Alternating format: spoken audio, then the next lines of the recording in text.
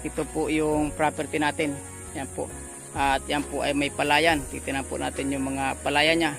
At ito po ay combination po ito ng flatland and rolling na more or less 70-30 po. 30% in rolling but moderate. Yung po na flatland ay 70%.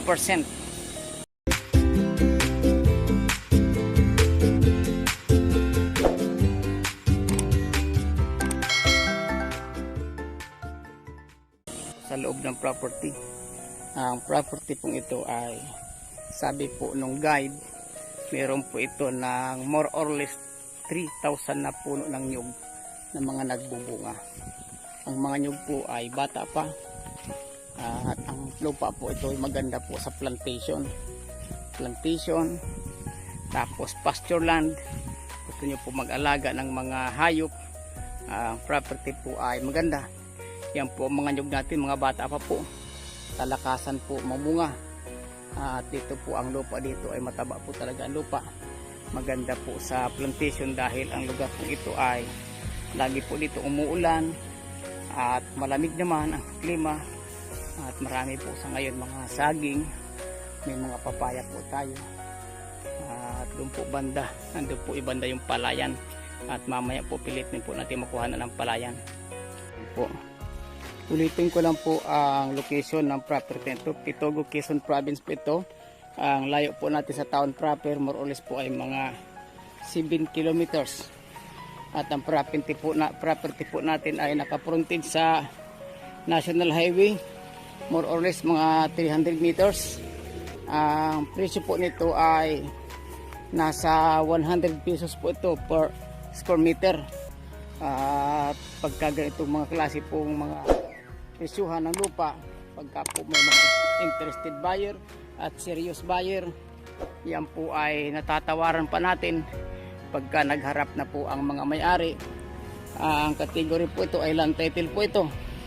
Sa ngayon po ang lupa, kadalasan po ang mga lupang ibinibenta, yan po mga hindi na po maasikaso ng mga may-ari at yan po talaga ay mga masusukal. Kaya kailangan po natin magpatabas na ang lupa dahil sa madamo. Pero ang nyug po kasi iba po ang nyug sa lahat ng pananim. Kahit po ang nyug ay matataas po ang damo, ay siya po ay talaga namumunga pa at nagpoprodukto pa po tayo. Hindi po katulad sa ibang mga pananim, pagka yan po ay nadamuhan na, hindi na po tayo makakaani. Ito po marami po tayong tanim na mga bata pa na nyug. Yan pong mga nyugan na yan ay tilibutin po natin mamaya yan kasi kasama po yan. Napakarami pong saging sa loob ng property na ito. Ayan po. Sa portion po ito ay medyo mabababa pa po ang nyug.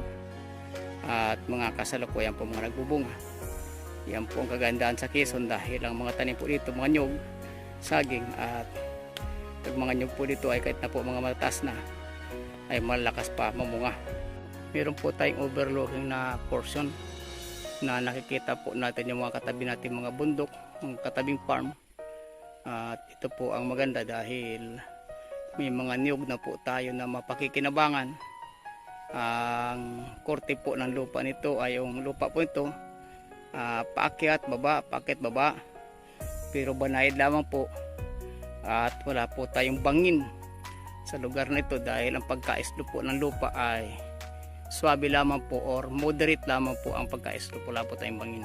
Yan po ang mga bunot, patunay po na mayroon pong na-harvest dito na mga nyug at kumpul-kumpul po ang mga bunot. Yan po ang bunot. At yan naman po sa portion na yan, mayroon po ako natatanaw na palayan. May palayan na po dyan sa lugar na yan. Marami rin pong mga nyug na tanim. Puntahan po natin.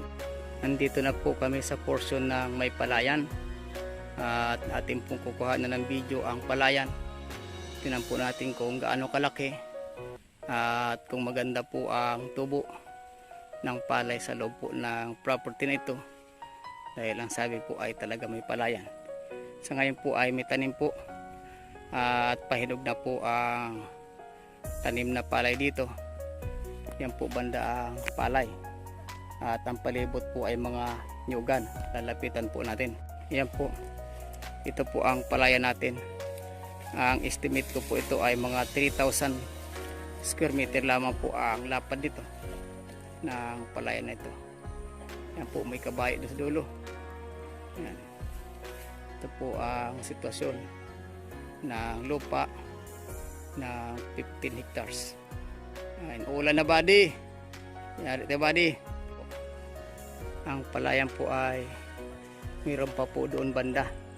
May palayan pa po doon banda at atin pong kukuha ng video yan para po sa inyong kalaman, dahil kung gusto nyo po may palayan, ito po ay upland at kombinasyon po ng palayan. Ito po yung mga dayami at siguro po mga 5 araw pa lang pagkatapos na mag-harvest dito. Dito po sa lugar nito, ang gaganda po ng mga nyug. Ang daming tanim ng mga nyug dito sa lugar nito. At sa bandang ibabaw po ay overlooking. Kita po natin yung mga katabi natin mga property. Dinudugangan po natin ibang mga property.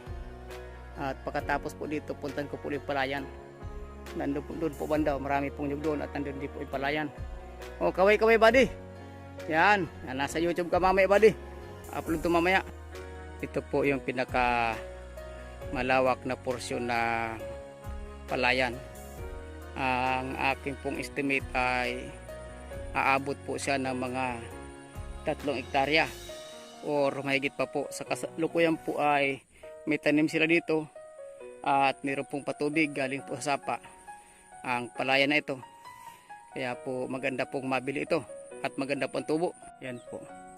Sa gilid po ng palayan, itong palayan, ganda po ang tubo ng palayan na ito. Ay mga nyugan naman po yan. Mga nyugan po yan. Napakaganda po ng tubo ng palay, matataba. At ang mga nyug naman po ay mga nagbubunga. Sa ngayon po ay may bahay po dito, yung bantay. Ito po yung bahay nila. At mayroon pong kuryente sa loob. Ito po yung kuryente, linya ng kuryente. Kaya mayroon po tayo dito linya ng kuryente. At ang tubig po dito, yung source ng tubig, spring water po, yung natural. Yan po.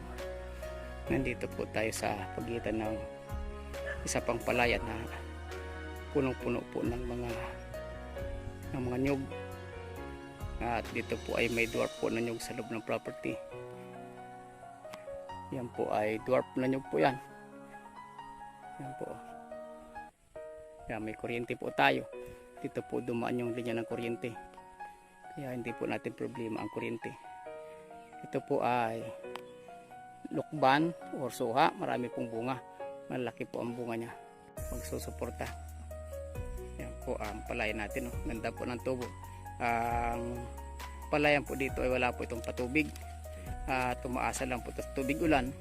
Sa loob po na 1 taon ay 2 beses lang po tayo makapagtatanim dito, gawa po ng sa ulan lang tayo, kaya kailangan po natin dito na malagyan po ng patubig at para po continuous ang ani.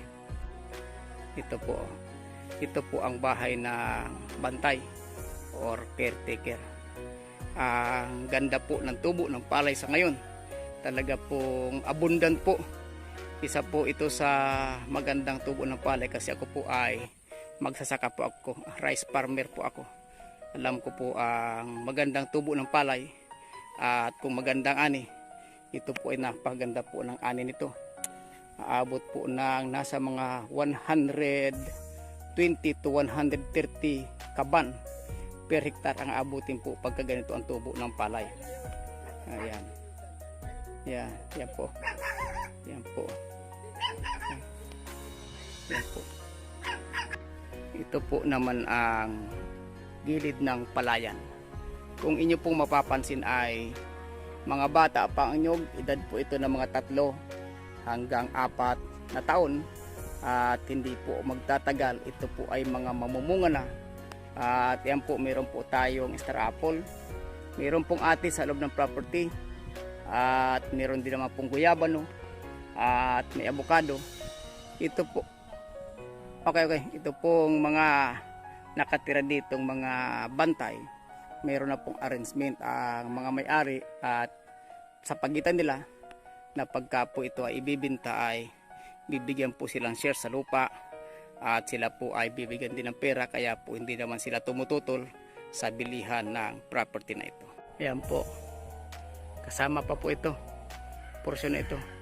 At sa ngayon po mayroon pong Carabao grass Kaya po napakalinis po ng ating property. Yan po, may linya po tayo ng kuryente. At dito po sa portion na ito ay may palayan pa rin po. Yan po natatanaw nyo ay palayan pa po yan. Kasama po sa property ang lugar na yan. Kaya ay napakaganda po sa mga gusto pong bumili ng property along highway na mura, may palayan at mayroon pong nyugan. Ito pong property ito ay available 100 pesos per square meter. Negotiable pa po yan. Yung pong natatanaw yung nanyog na mataas na yon. Oo, yun. Hanggang doon po boundary natin. Kaya ang palayan po na yun ay kasama po yan. Oo, ito. Yan, sa likod po dyan, meron po tayong sapa dyan. May tapa. Pwede po natin kuha na ng patubig. Ano tayo? Pwede tayo magpasipsip. Kaya kung gusto nyo pong tuloy-tuloy po ang pagtatanim nyo, pwede po tayong kumuha ng tubig dyan kasi may sapa po dyan. Kung mayroon, Pasisip-sip lang po natin yan. Yan, doon sa pump. Ay, madali lang po kibayar yan. Ipapump na lang po ang tubig. Yan po, napakalapad po ng palayan at ito. maganda po ang tubo. Ito. Oo. Opo, ito. Parang